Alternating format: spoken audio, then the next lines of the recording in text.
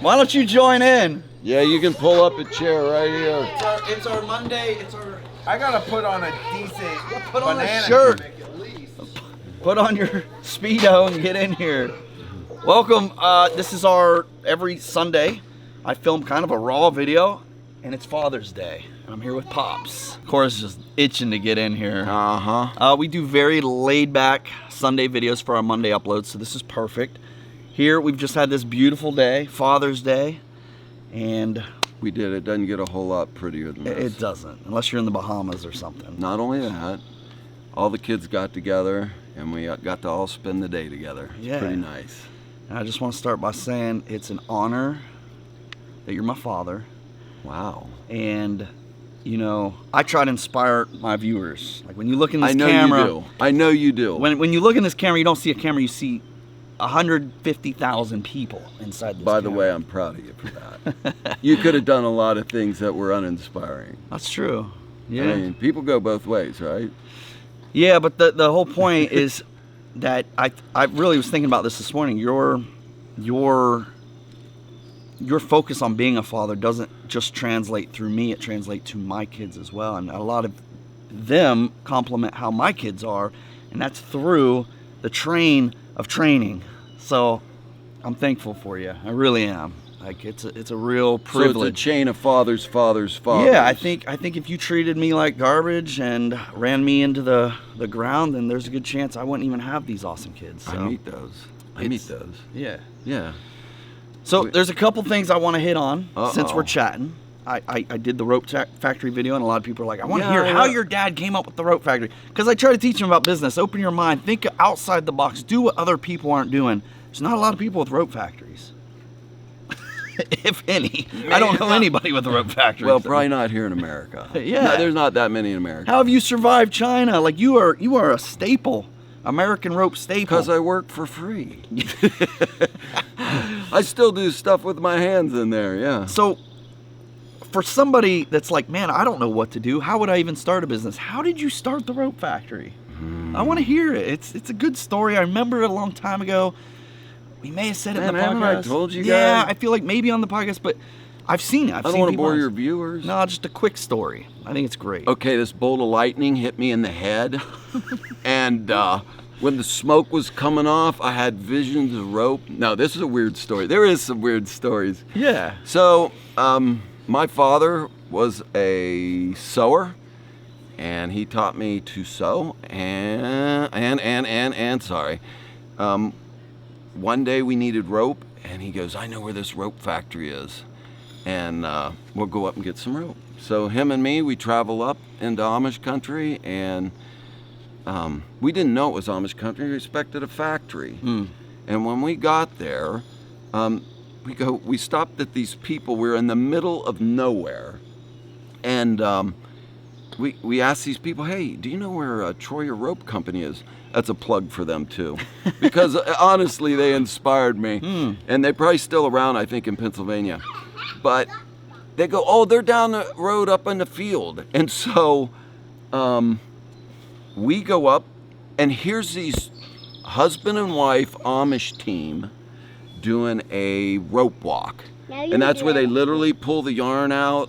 Like out in a field? Yeah, out in the field. Get out of here. Who let the raccoon in? Man. You got to just keep going. You got stars This is going part here, of- man. this You is got part of the- future stars going on. This is part of the So distractions. anyhow, they're literally hand making rope out in the field. He's got this paddle, and Like- he literally runs. Yeah, they got this twister thing, and they're running whatever. And they literally, he'd take and run. They had it hooked to a wagon, dragging this wagon to take up the weight. And he'd run down, and literally, they were doing 600-foot spools of rope, like Just by hand. yeah, by hand, way faster than you imagine anyone can make rope. However, it wasn't the right rope for what we were looking for. We're looking for a particular, like, solid braid type of rope. And so on the way back, man, like a bell went off on my head, and I looked at my father, and my father was always into stuff. Like, he had... Sounds like you. Yeah, man. Sounds like my father. He was always on an adventure, man. Well, he taught me to be adventurous, you know? Like, he always said, you know, if you don't take the time to look up. You know, you're never going to see anything. And so on the way back, I said, you know what, I'll just make it myself. And that's... Just make your rope. So on the way back, I was like, well, if I can't get it, I'll just make it myself. That sounds like a good idea to me. And so then I went on to this, like, it took years to get my first rope machine. Takes a long I time. bought the wrong one. I didn't know what I was doing. I just bought something off this used guy. There was no internet back then. You couldn't just like go on and study everything. And it took me a couple years to get it running. And then it took like about 5 years for it to really get off the ground. And I worked in a garage. Someday maybe they'll take you to the garage. I remember the garage. Is it still there? Yeah, I think. I remember one of the, I have a lot of stories there, but one particular one that changed my life forever was, Mom used to drink Pepsi, but she'd also put her cigarettes out in the Pepsi. And I remember this day, she quit smoking many years before she passed, but I remember to this day, I had a Pepsi as well. Yeah. Well, I grabbed the wrong one, and it was just Pepsi and cigarettes. And I will never, ever forget that. That moment for life is still in my mouth. So we worked in that garage for 5 years while things were picking up speed. And it was actually my father again who went out to Vegas to a show called ASD where they were selling like military surplus stuff. And he said, man, if you could make rope, like military rope, and take it out to that show, you'd do great. Wow. And we booked the show. We couldn't get in the main event. And I spent $7,000 to get in it and do it. And I made $7,000. So I literally wound up giving away $7,000 worth of rope. But then I said, I'm never going to do that again. But I said, but if I could ever get in the main building, I would. And so we went to time went by and another show, and they literally called me at the last second, like 2 weeks before the show, and said, we just had one of the biggest guys cancel. Now, they didn't tell us where or what or anything. And he's right on the main thing if you guys want to come to the show. So we tried it, we did it. We set up, we walk in, and our table's literally like one of the first tables on the main event. What a gift. And then we did it went from like $7,000 to like $30,000 in one show. Like you cost 7 and you made 30. Well, it was something like that. Well, to us, that was like $1 million. Yeah, that's right. It was insane. It was $1 million. And I remember, we talk about business a lot on this channel, and there's a story. I remember you guys getting your first big order. And I remember as kids, we would go in after school and we would hand label every piece of rope. That's right. Every piece of rope had to be hand labeled on their first big order. Imagine you've been working on a business how many years?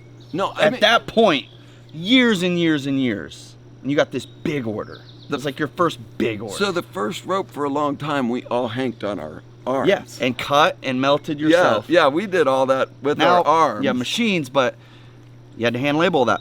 Well, it all got shipped to the company, and on that first big order, it had to all be shipped back because all the UPCs were wrong. That's right. And we had to go back and relabel that was every the piece first of show with the big order, and we did it.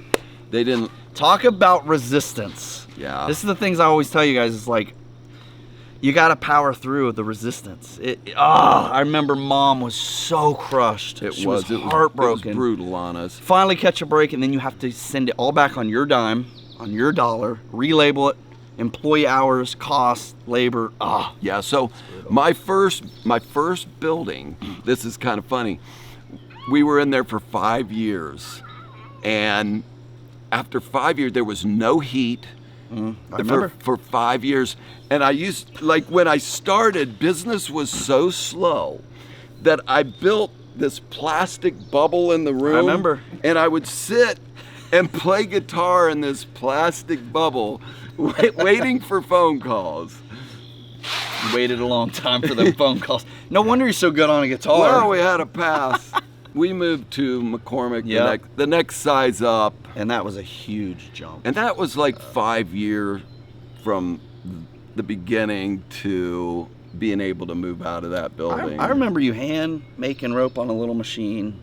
Well, our first ones did that. The old ones had a handle on the top, and you could literally hand turn the small ones. They weren't so heavy. So, the main point. The main point is It's a long way to the top Yeah. if you want to rock and roll.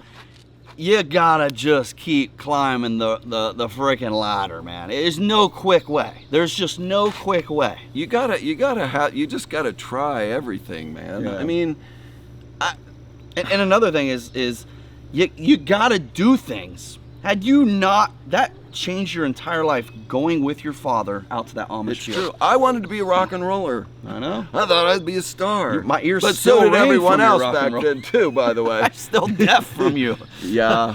But yeah, that's a whole nother story. Yeah, You had dreams of rock star and Yeah, man. that, I still got a picture of me rocking. I know, I showed it in the video, bro. No, I still like music. But you too, made a lot of awesome choices for me and Dale, for your Yeah. kids. And that Well, listen. has highly influenced what I do for my children. From everything you hear, and we're talking about the bright side. There was, when you're young, you do a lot of dumb stuff too. Yeah.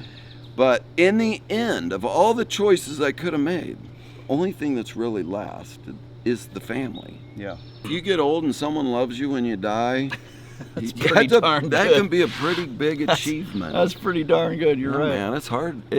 They say in people's lives, most people don't have one friend. They'll have maybe one friend they've had all their life.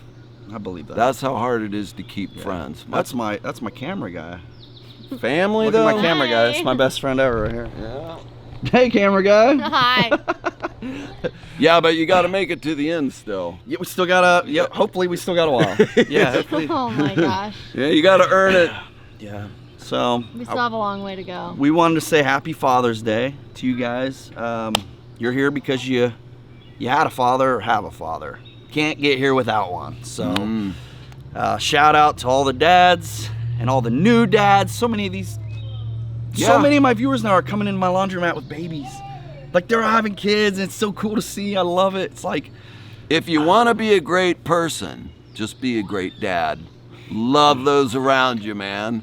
Be somebody to someone else other than yourself, because you know you can do that. Okay. we love you guys. Just a quick, that classic Sunday vibe. Well, it's Monday for you, but we wanted to say hi, and I wanted to share just a moment with my pops for Father's Day. I love you guys. Cora's standing here ready. You're beautiful. You're one of a kind. Smile Smile more. more. Get in here, Cora. Do it. Thanks for watching. Bye.